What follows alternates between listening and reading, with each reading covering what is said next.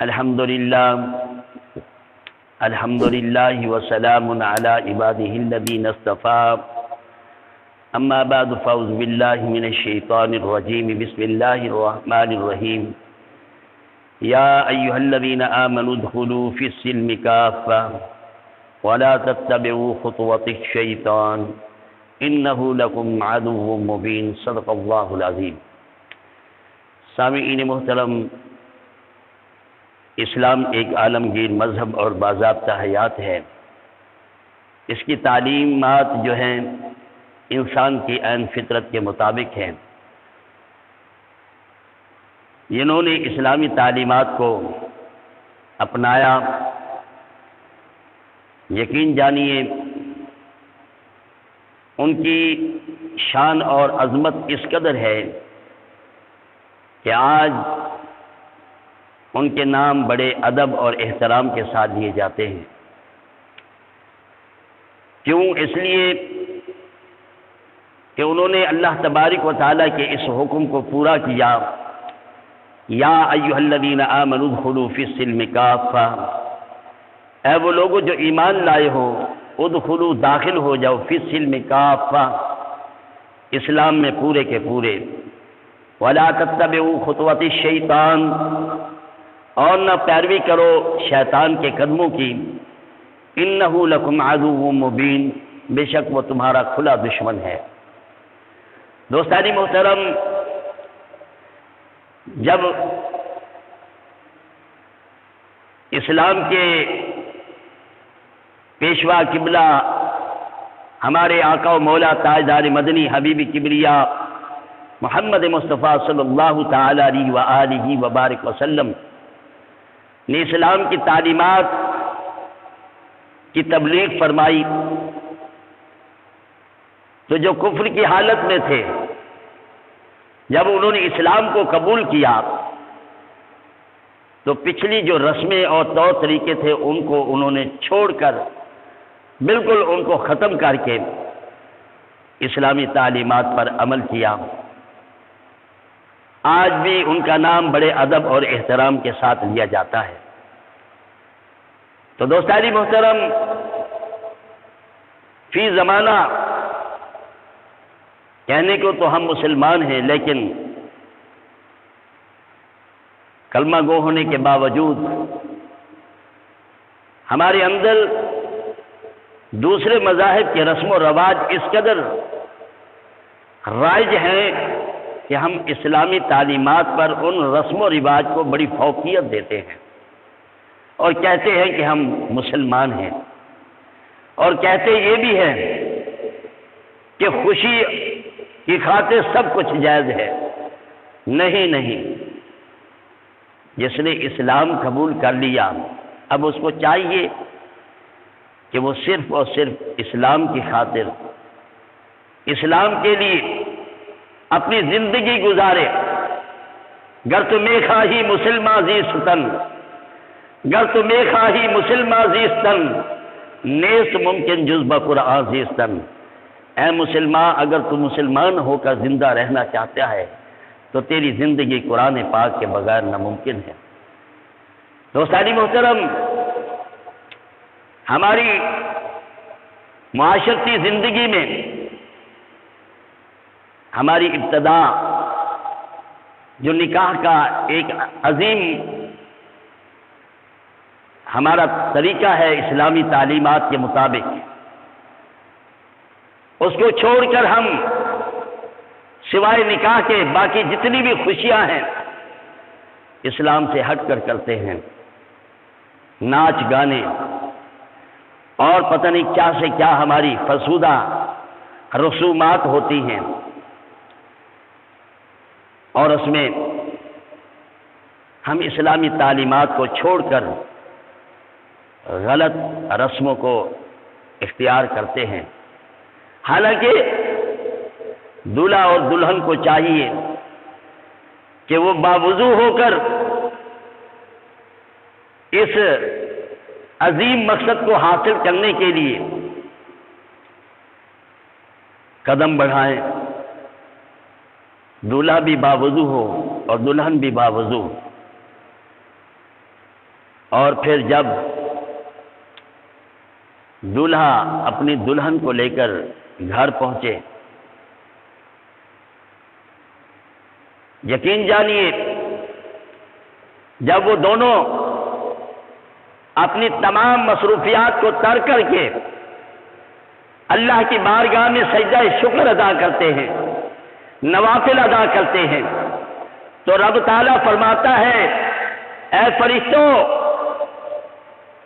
دیکھو زمین پر کیا ہو رہا ہے کہ انہوں نے اپنی تمام مصروفیات کو ترک کر کے دولہا اور دلہن نے میری بارگاہ میں سجدہ ریز ہیں۔ جس طرح یہ اپنی خوشیاں منا رہے ہیں، میں رب بھی ان کی خوشیوں میں شریک ہونا چاہتا ہوں۔ رب تعالیٰ فرشتوں کو حکم دیتا ہے اے فرشتوں آج جنت میں چراغاں کرو اور میری رحمت کی چادر جا کر ان کو اوڑھا دو۔ جب رب تعالیٰ کے مقرب فرشتے ان پر اپنے رب کی رحمت کی چادر ڈالتے ہیں تو پھر اس سے یہ دونوں جو جوڑے، یہ دونوں جو دولہا اور دلہن جب اپنی عملی زندگی کا آغاز کرتے ہیں تو پھر ان کے بطن اقدس سے کوئی ابو بکر صدیق پیدا ہوتا ہے، کوئی عمر فاروق پیدا ہوتا ہے، کوئی حضرت علی رضی اللہ تعالی عنہ حیدر کرار پیدا ہوتے ہیں، کہیں عثمان غنی پیدا ہوتے ہیں، اور کہیں بہاء الدین زکریا ملتانی رحمت اللہ تعالی علیہ، کہیں بابا فرید الدین گنج شکر، کہیں امام غزالی۔ تو دوستانی محترم، ایک عظیم معاشرے کی بنیاد جب صحیح ہوگی تو ہمارا اسلامی معاشرہ پروان چڑھے گا۔ اگر اسلامی معاشرے کی بنیاد ہی غلط ہو تو پھر یاد رکھیے معاشرے کے اندر کئی خرابیاں پیدا ہوں گی۔